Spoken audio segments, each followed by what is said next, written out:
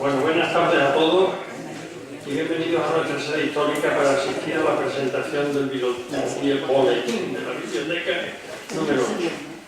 Una vez más, nuestro equipo de damas ha conseguido cumplir sus objetivos y poner en nuestras manos el correspondiente al último trimestre del 2018.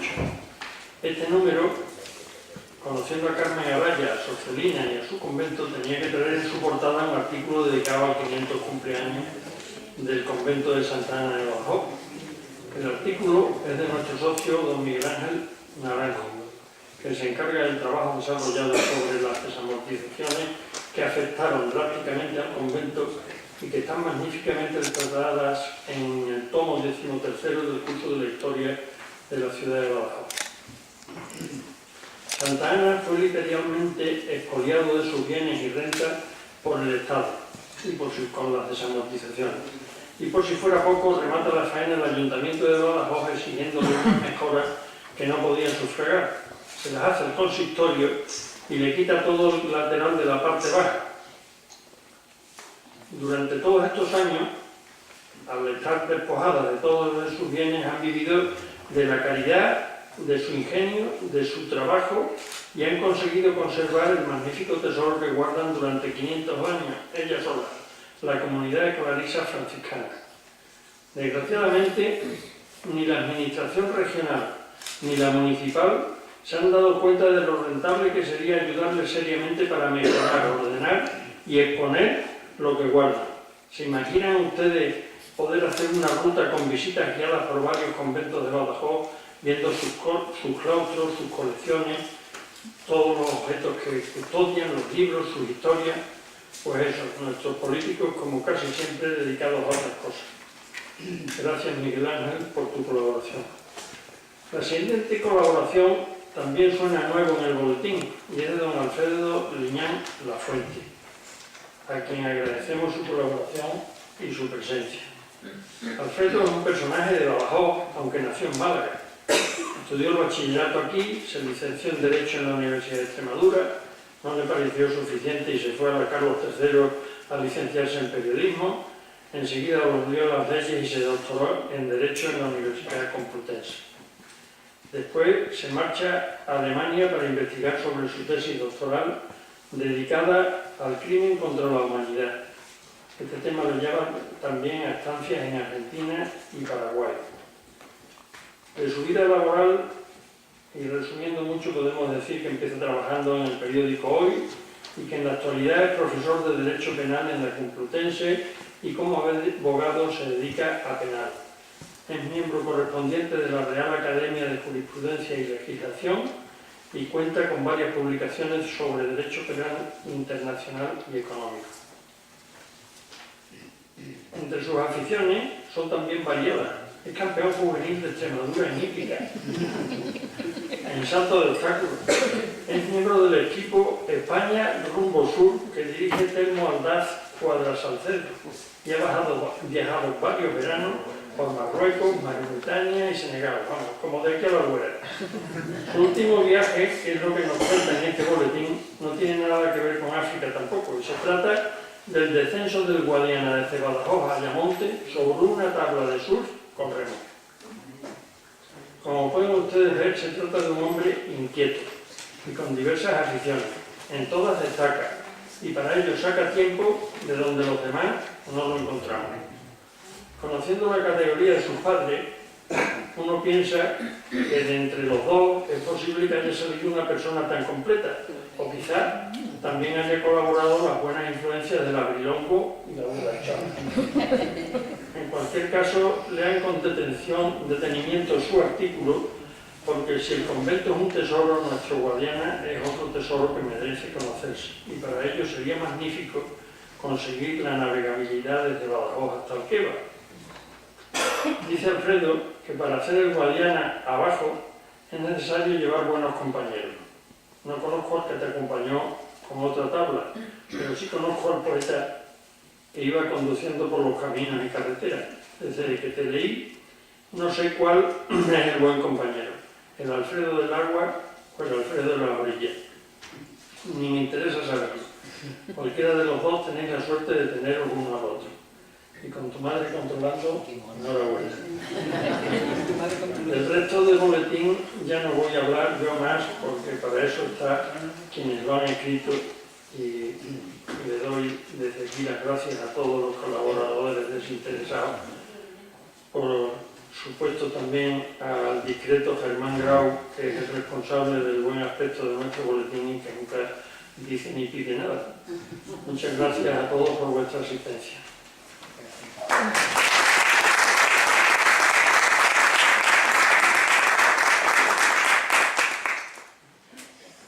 Bueno, queridas amigas y amigos, hoy para nosotros es un día de honor y de lujo, porque llevábamos muchísimo tiempo queriendo traer a Alfredo. Queríamos traer a Alfredo porque dentro de lo que son los libros de viaje, como ha pasado en anteriores boletines, pues además de la colección propia del siglo XIX de la económica, que estábamos trabajando con ella y que acaba con este boletín número 8, era interesante para nosotros ver otras formas de viaje. Y entonces, entre esas otras formas de viaje, pues sabíamos de la personalidad de Alfredo. Era complicado porque, como bien ha dicho Emilio, tiene muchísimas ocupaciones, como es normal, por su trabajo, y ya quedamos con Alfredo Padre, que pudiera estar en esta fecha navideña y también, bueno, pues cerrando el ciclo de los viajes de la económica. Llegamos al boletín número 8. Llegamos al boletín número 8, que quiere decir 2 años, llevamos 2 años, y lógicamente esto es producto de la confianza que se depositó en nosotros por parte de la Secretaría, en la persona de Carlos Fajardo, en la persona en ese momento como presidente de Alfredo Liñán y en la actualidad en la persona de Emilio Cruz. El boletín es una publicación que hemos intentado, pues como bien explicaba Emilio, llevar el ritmo de los 4 números, y es una publicación que el objetivo que tiene, como hemos dicho en tantas ocasiones, es dar a conocer los fondos de la económica y dentro de los fondos una exposición siempre que acompaña la presentación con aquellos volúmenes que son únicos o en Extremadura o únicos en la Biblioteca de la Económica. El diseño y la maquetación que Germán nos ha seguido desarrollando es verdaderamente, yo creo, una de las publicaciones puntuales que puede decirse que existen no solo dentro de la económica, sino también en la ciudad. Las personas que se dedican al mundo de los libros y a reseñar libros, como es el caso de Manolo Pecellín, saben el trabajo que todo esto conlleva y la continuidad que hemos podido tener. Entonces agradezco muchísimo en nombre de todos a Germán esta tarea, como en tantas ocasiones, que nos ayuda a llevarla adelante, si no, no tendría mucho sentido. También, evidentemente, tenemos que agradecer, y lo decía Emilia hace un momento, a las personas que colaboran. En este número, pues tenemos la suerte de contar con 3 personas, para nosotros importantes, como era el caso de Alfredo, como ahora él explicará, también las personas que conocen el mundo del libro, como es el caso de Joaquín González Manzanares, y por supuesto con la figura de Manuel Pecellín, que ya colaboró con nosotros, académico y una de las personas más doctas en el tema de los libros. Acompaña también el boletín la presencia de las 2 bibliotecarias. En el caso de Laura, se ha dedicado a trabajar con los 3 libros que existen dentro de la colección, hecho por una mujer, Emilia Pardo Bazán. En el tema de viajes nos referimos. Es un estudio precioso de mi romería, la Torre Eiffel y por Francia. Y en el caso de Remedios Sepúlveda, ha elegido los 3 viajes por Filipinas que publicara Juan Álvarez Guerra Castellano. Podemos luego hablar de ellos, pero ahora quería que tuviera la palabra Alfredo Liñán Lafuente y que nos contara ese mundo de aventura a la que él se ha dedicado. Hay también, junto a la obra de Alfredo, un texto de cuando su padre Alfredo Liñán Corrochano llega a Badajoz, porque a mí ese texto me gustaba muchísimo, porque era pues bueno, un encuentro de alguien que viaja por primera vez y que conoce este paisaje y que aquí se quedó y que bueno, este es el lugar donde ha desarrollado toda su tarea. Y existe un fondo ahí en el artículo que Germán ha querido hacer un guiño, es una fotografía del padre y del hijo absolutamente magnífica y nos da entrada a la figura de Alfredo Liñán Lafonte. Cuando quiera.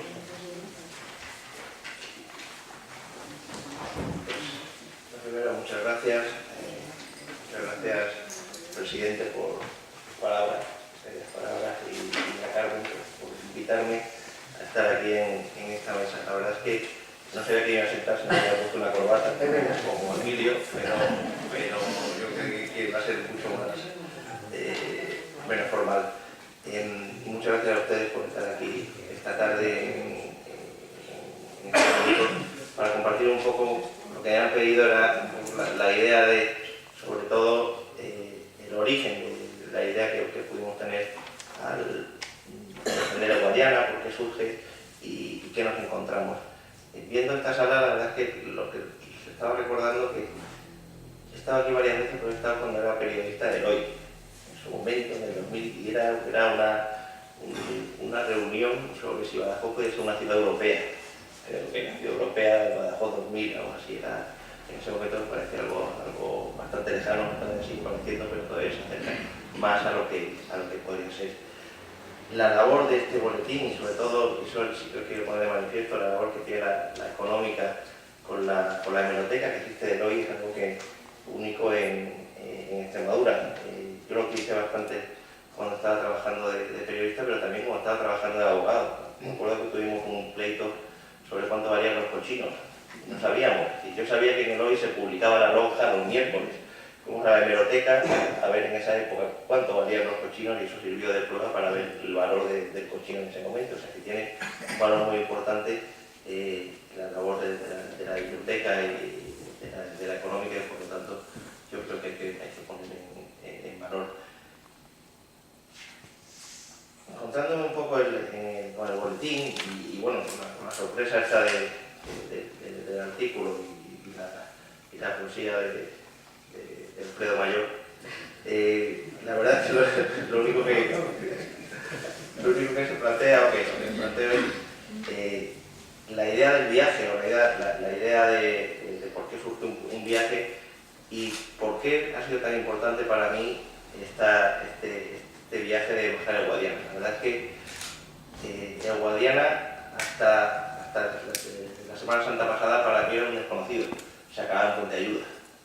Estamos ahí, el Guadiana no se puede bañar porque te vas a ahogar, el Guadiana no hay camarote y además el Puente Ayuda se acaba.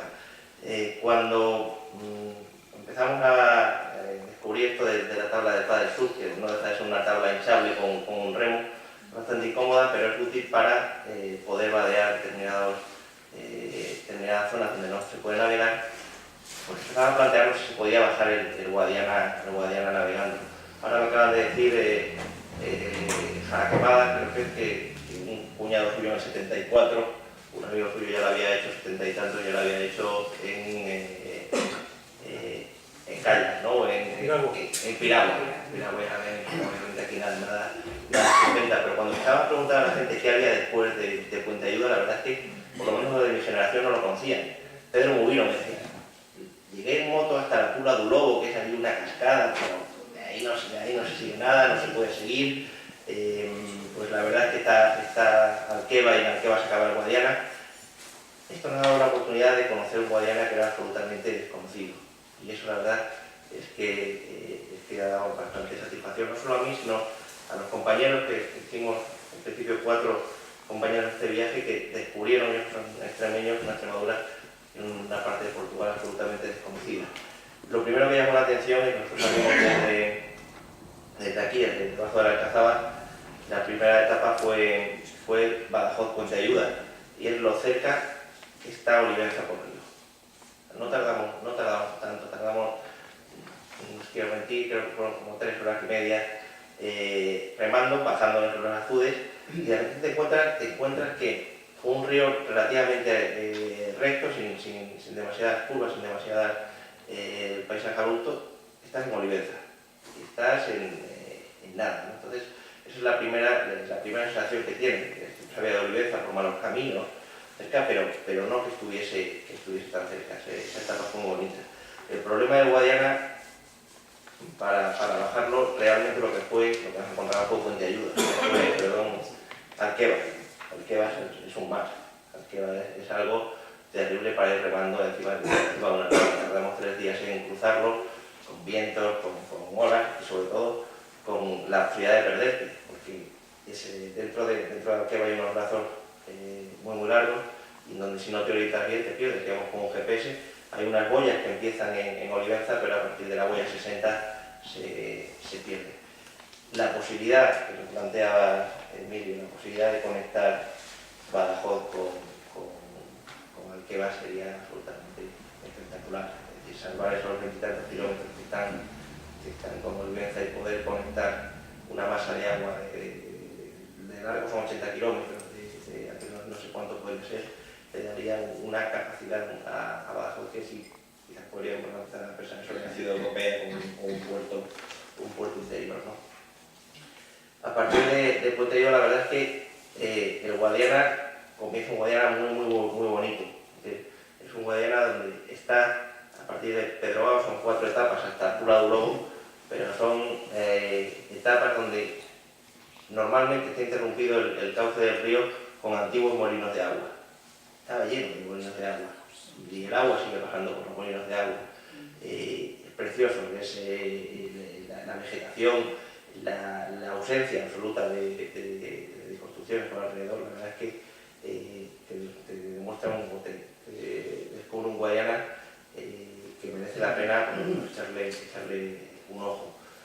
Cuestión de la Pula do Lobo, que realmente es cierto que es una cascada, una caída de agua, creo que son 15 metros, que es absolutamente imposible vadearla, una fuerza terrible. El Guadiana se encañona, el Guadiana cae con 15 metros de pared, precioso, la verdad es que es salvaje, y a partir de ahí aparece otro río, un tercer río distinto. A partir de ahí estamos llegando a Mértola, y en Mértola, que son 80 kilómetros desde a la desembocadura de Mértola, ya llegan veleros. En Mértola es navegable y es bastante navegable. En Guadiana, que yo tenía que creía que no era tan navegable. Mértola es un pueblo también precioso, creo que es un reino taifa, además, colgado del Guadiana. Está relativamente colgado de un cortado del propio río, y ahí el Guadiana es un río tranquilo, es un río navegable, es un río para disfrutar, para ver el velero, para ver el paisaje, pero cambia, no es el Guadiana salvaje, no es el Guadiana desconocido que hayamos conocido. De Mértola a Sanlúcar del Guadiana hay una etapa también preciosa. Sanlúcar del Guadiana está a un lado, que es España, y enfrente está Coutín, que es Portugal. No hay puente, el puente está en Mértola, pero hay una tirolina. Hay una tirolina en la que la gente pasa de España a Portugal, cruzando el río. La verdad es que muy divertido. Y ahí por la noche, nos quedamos a dormir en Portugal. Llama la atención porque era un sábado. Portugal, un sábado de diciembre o de Semana Santa, porque la verdad es que estaba, no había juerga, estaba bastante bueno. Enfrente, en Huelva, en Sanlúcar de Guadiana, se escuchaba la jarana, el reggaetón y todo en la plaza del pueblo, ¿no? La diferencia de un río que separa los dos tipos de cultura distintas tan cercanas, ¿no? Y por último, la última etapa, como decimos en 2 etapas, Sanlúcar de Guadiana ya llegando a Ayamonte. Es una etapa complicada porque nosotros no tuvimos en cuenta, como no sabemos nada ni de mar ni de ríos, que la corriente sube. Y claro, nosotros empezamos a remar para abajo y pasó un pescador portugués y dice, no, que hay corriente en el mar, no, la corriente sube hasta Mértola, o sea que hasta la corriente no empezó a bajar, no se avanza absolutamente nada, avanza a 2 por hora, 3 por hora, una cosa desesperante. Claro, que al final llegamos de noche a Ayamonte, pues de hecho llegamos enfrente de Ayamonte, pues sin un papel, sin un carnet de identidad, y nos metimos en un puerto donde no nos dejaban salir. Pues era un barco que llegó a rescatarnos, que lo hizo bien, porque estaba la guardia portuaria pidiendo todos los papeles para allá, ¿no? Eso es un poco el final. Pero la idea que quizás nos llevamos de ese viaje, o la trascendencia que puede tener, es que la rabia que te puede dar tener algo tan maravilloso como un río, como el río Guadiana, y para mí con mucha importancia, he nacido y me he criado aquí, y que fuera absolutamente desconocido. La capacidad de potenciar ese viaje, de potenciarlo a través de la asociación económica de cualquier estamento, la utilización del río, es algo que creo que hay que poner en valor. Este tipo de viajes no es nada parecido a lo que se puede plantear en otros viajes, pero estaba viendo aquí los libros que tenéis en la biblioteca, que son una auténtica maravilla de esos viajeros del siglo XIX que venían a España buscando una forma de viajar distinta, ¿no? Alejandro Dumas, que tenéis aquí, de París a Cádiz, Washington Irving, todos venían buscando un tipo distinto de viaje. Ahora mismo podría pensarse que este tipo de viaje ya no existe, porque con internet lo tenemos absolutamente todo y que vamos a conocer todos los sitios donde vamos a ir, y que esa forma de viajar ha desaparecido. Obviamente ustedes lo sabrán también, eso no es así. Es decir, simplemente el hecho de viajar, el hecho de poder entrar en un lugar distinto con los ojos abiertos, habiendo leído algo sobre ello, y sobre todo con la capacidad de responder, es algo maravilloso. Los viajes que he hecho por África los hago con Telmo Aldaz de la Cuadra Salcedo, que es el sobrino de Miguel Cuadra Salcedo. Tiene un programa también en la tele que más se parece a Miguel, una especie de vikingo, que también habría que invitarlo aquí porque se puede estar hablando de toda su experiencia. La forma de viajar de Telmo es muy parecida a la de su tío, pero es especial. Ellos son absolutamente ágratas. Para ellos no existe ningún tipo de norma en el sentido del viaje. No se tienen que quedarse en el mismo sitio, se quedan si quieren hacer cualquier cosa. Pero eso te abre los ojos en el sentido de que lo importante no es tanto el viaje en sí, sino la capacidad que tengas para conocer a la gente y para poder asimilar todo lo que tienes alrededor. Por lo tanto, eso que se puede hacer viajando a parajes muy lejanos, yo lo he conseguido hacer sin viajar a parajes lejanos, sino haciéndolo aquí cerquita y vía Guadiana. Y es algo que les digo que para mí ha sido uno de los viajes más importantes de mi vida, y creo que hay que reivindicar en Guadiana todos los días. Muchas gracias. Gracias.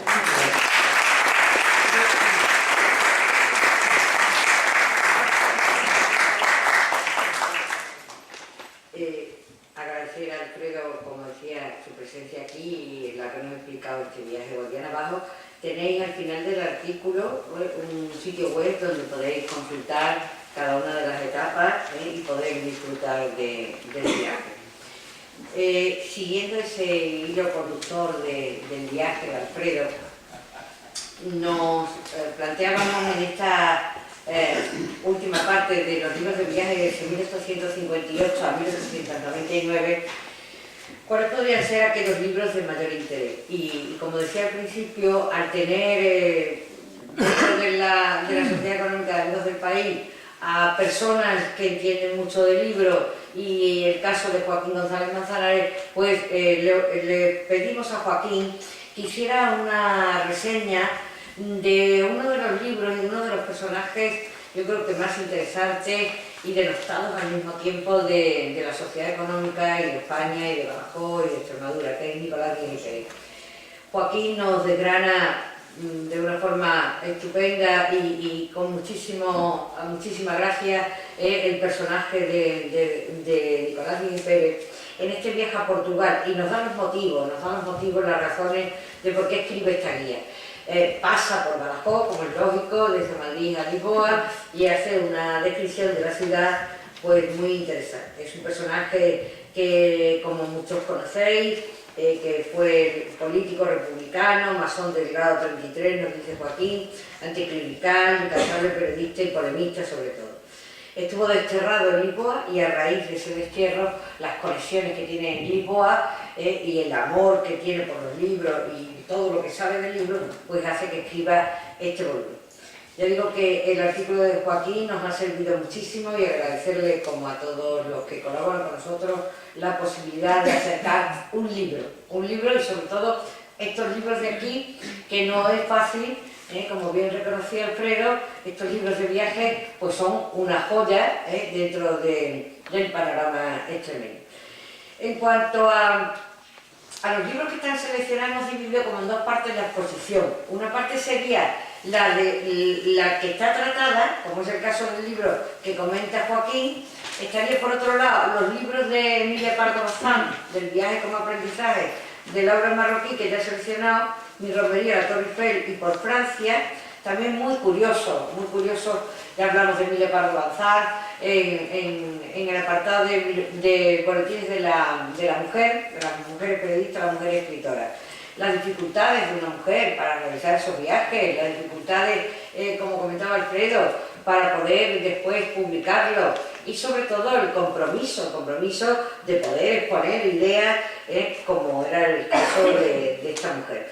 Ella en los tres libros hace unas reflexiones muy interesantes sobre el compromiso político, otro de los temas que a mí me sorprendió muchísimo, la posibilidad no solo de escribir sobre un viaje, de hacer ella un viaje, de las dificultades que eso conllevaba. Hablaba Alfredo de los viajes de Cuadra Salcedo y imaginaros los que serían los de la pobre Emilia Pardo Bazán y los sitios a los que tendría que ir a dormir y a estar en esas fechas.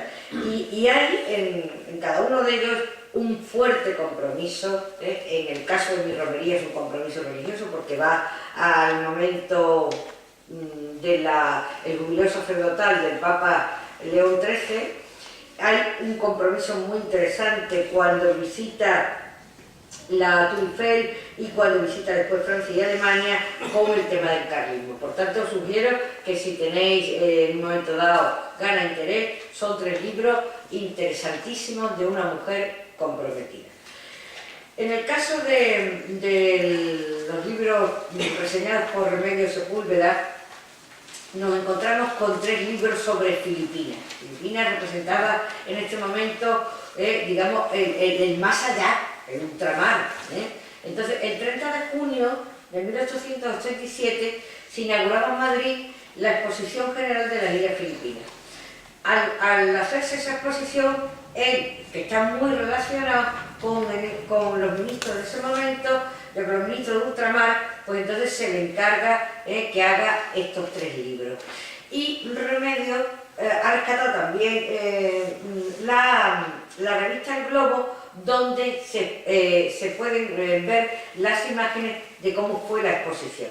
Claro, en la exposición se presentaban todas las curiosidades posibles de lo que era Filipinas, de la fauna, de la flora, las costumbres, en cuanto a las técnicas de las armas. Es decir, era pues lo que nosotros ya estamos acostumbrados a una expo con novedades. Pero en este caso es muy interesante, de 1886, que pudiéramos tener esta publicación del Globo. En el caso de Manolo, luego ya comentaré los otros libros, en el caso de Manolo Pesedín, nos ha traído a una mujer aventurera y súper especial, como era la sexta condesa de Montijo, mujer ilustrada. María Francisca de Sales de Portocarrero, Guzmán, Luna y López de Zúñiga, nace en Madrid, nos dice Manolo, en 1754 y muere en Logroño en 1808.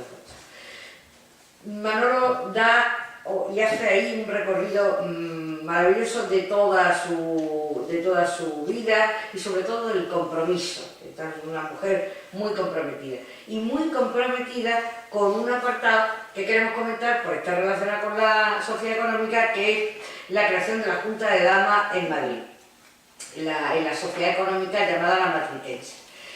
Curiosamente, a lo largo de los años, en 1888, la Sociedad Económica de Badajoz también creó su Junta de Damas. Y entonces, tres mujeres nuestras aguerridas, pues quisieron, digamos, emular el papel de las juntas de damas. Estas juntas de damas, como explica Manolo, nacen para ayuda y lo que es la beneficencia, que hoy se comentaría así, la ayuda social, sobre todo encargados de mujeres, de niños. En el caso de la de Badajoz, pues se crea la tienda Asilo y se va a desarrollar una cantidad de ayuda alimentaria, por lo que hoy pudiéramos llamar el Banco de Alimentos o cualquiera de estas Cáritas, etcétera, de acciones sociales que se realizan. Era tan importante, lo describe Manolo, en la labor de las juntas de damas, que después se trasladaron a América y tuvimos también la posibilidad de consultar cómo se llamaron en América, que fueron las sociedades patrióticas, y tuvieron un papel grandísimo en México y en Perú. Entonces, para mí, el personaje de la Condesa de Montijo, que es una mujer preparadísima, ilustradísima, que tuvo muchísimas dificultades, como nos lo explica Manolo, también me ha parecido de muchísimo interés que ella fuera de la económica madridense y que durante 17 años desarrollara este papel. Ya os digo que nosotros también aquí en 1888 tuvimos la suerte de que esa Junta de Damas funcionara. En cuanto a los libros, hemos ido seleccionando, como en otras ocasiones, aquellos libros que son pues, únicos en Extremadura o únicos en la económica. Uno de los primeros que analizamos es de 1858, El viaje a Europa y América. El autor es Gorgonio Petano, y tiene uno de los prólogos, que en ese momento, lo comentaba también Alfredo, la importancia de estos libros de viaje y de esos autores tan afamados. Está firmado en París en 1857 por Patricio de la Escosura, que es de la Academia Española de París. Comenta la visión tan errónea que se tiene de España. Esto no nos extraña nunca a nosotros porque ha sido muy frecuente, pero cuando alguien viaja afuera, pues va escuchando de qué manera se nos ve. Claro, ¿cómo está España en 1858? Entonces él dice que él quiere dar otra imagen. Él dice que quiere dar la imagen de la España verdadera y actual. El término actual pues hace referencia, digamos, a la nueva España, después de Fernando VII y después de la desamortización y con las libertades de 1857.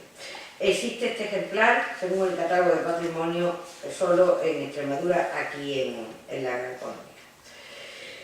El siguiente libro a mí me cautivó porque es verdaderamente una historia cinematográfica, vamos. Se titula el libro Breves apuntes sobre la isla de Fernando Po en el Golfo de Guinea. El libro se escribe en 1859 y lo escribe el doctor Miguel Martínez Sanz. Tengo que leerlo porque si no, no me acuerdo de tanta cosa. Que es el prefecto apostólico de todas las islas y los escribe en Madrid.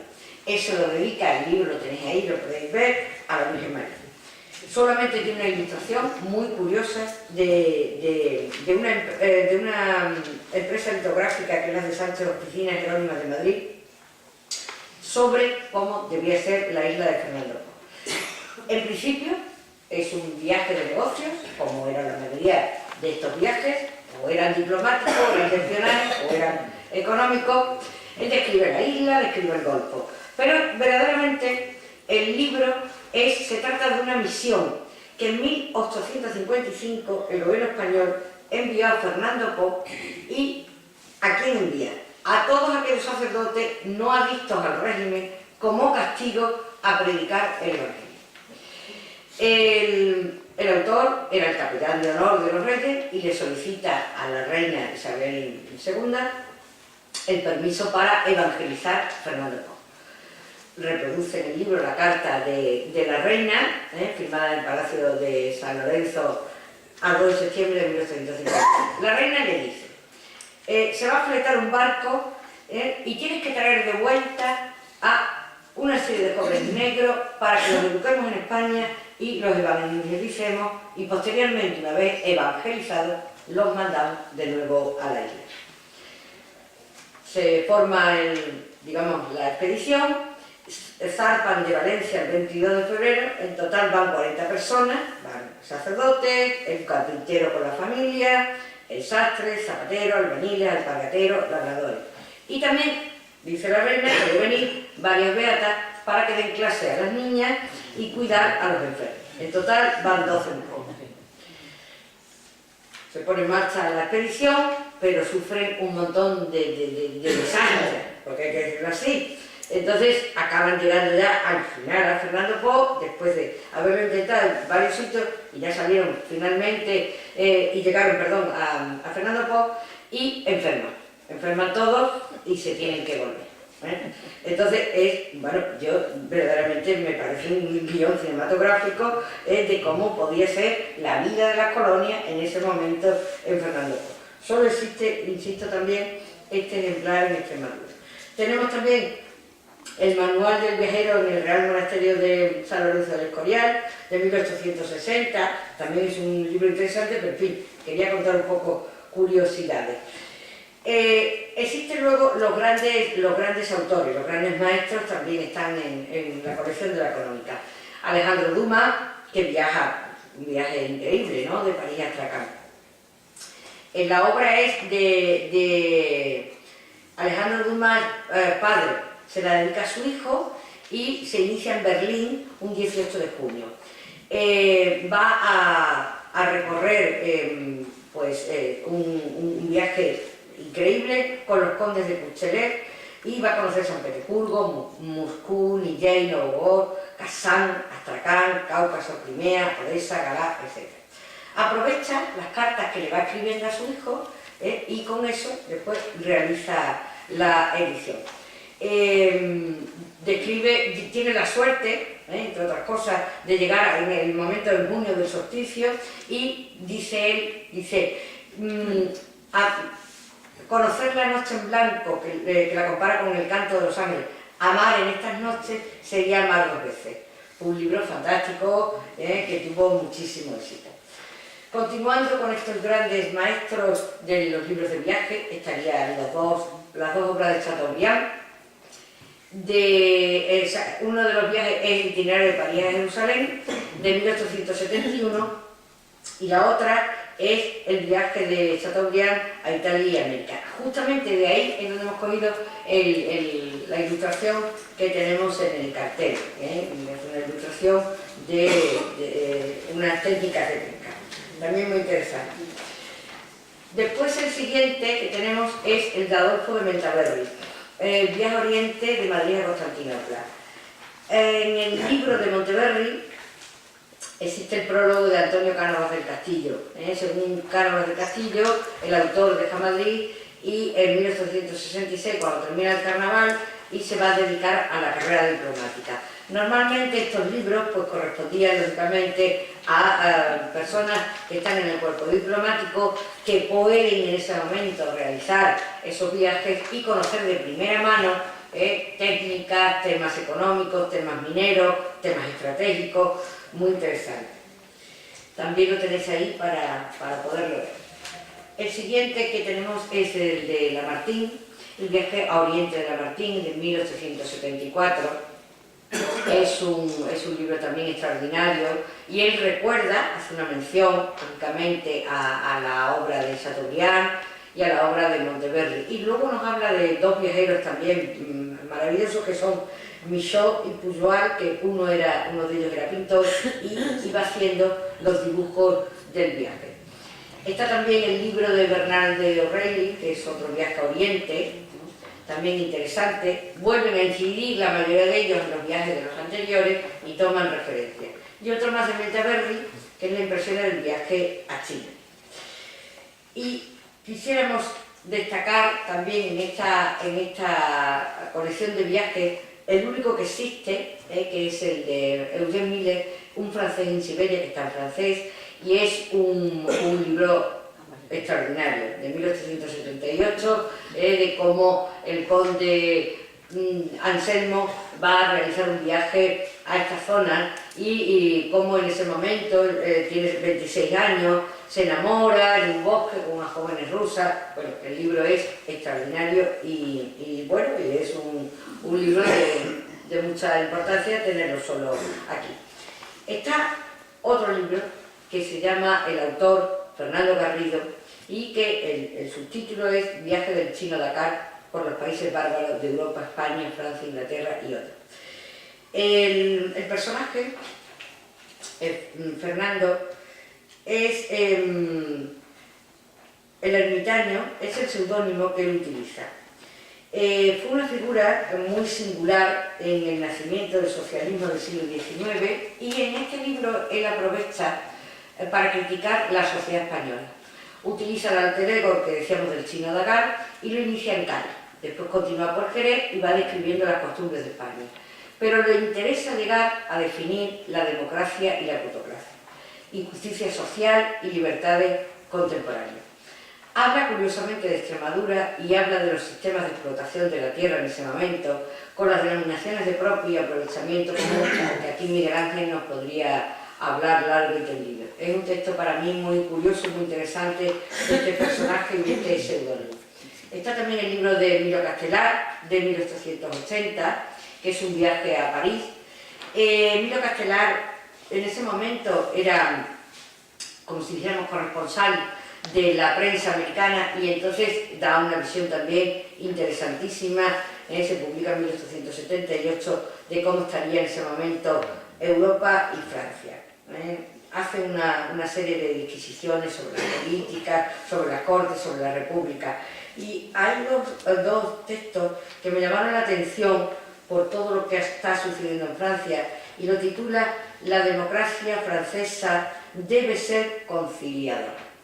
Es un texto que merece la pena leer. Y luego otro muy interesante, la democracia, comparando la democracia que pudiéramos tener en España en 1878 y la francesa. Está también la obra de Pedro Antonio de Alarcón, de Madrid a Nápoles. Esta fue la obra más vendida del siglo XIX.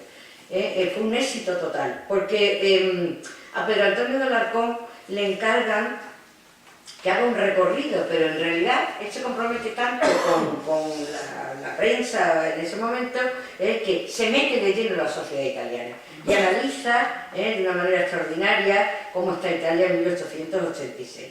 Es atrevido para hablar de la situación literaria, musical, la verdad que tiene un culturón tremendo, pero luego también es muy comprometido con el rey, Víctor Manuel, con el propio Papa. Entonces fue una obra que se acababa, que se consumía, porque claro, a la gente conocer algo así y con esas opiniones tan contundentes, pues le llamaba mucho la atención. Y terminamos con La verdadera guía de Madrid, de 1888, que es una guía muy curiosa, necesaria, dice la guía, para todas las clases sociales, útil y económica, su precio es 1 peseta, y que se imprimió en Manuel de Minuesa de los Ríos, y el autor va contando una información muy valiosa y con muchísimos ejemplos publicitarios.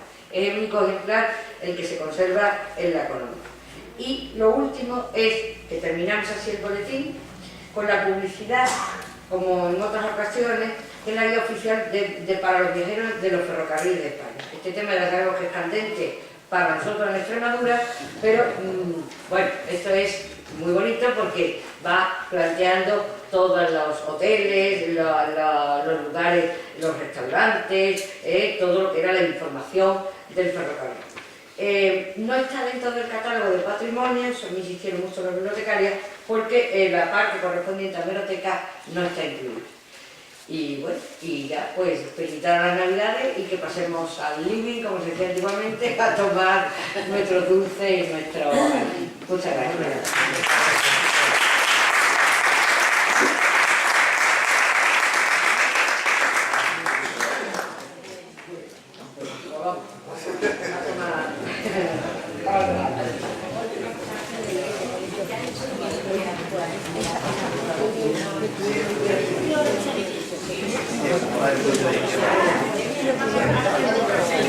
Gracias.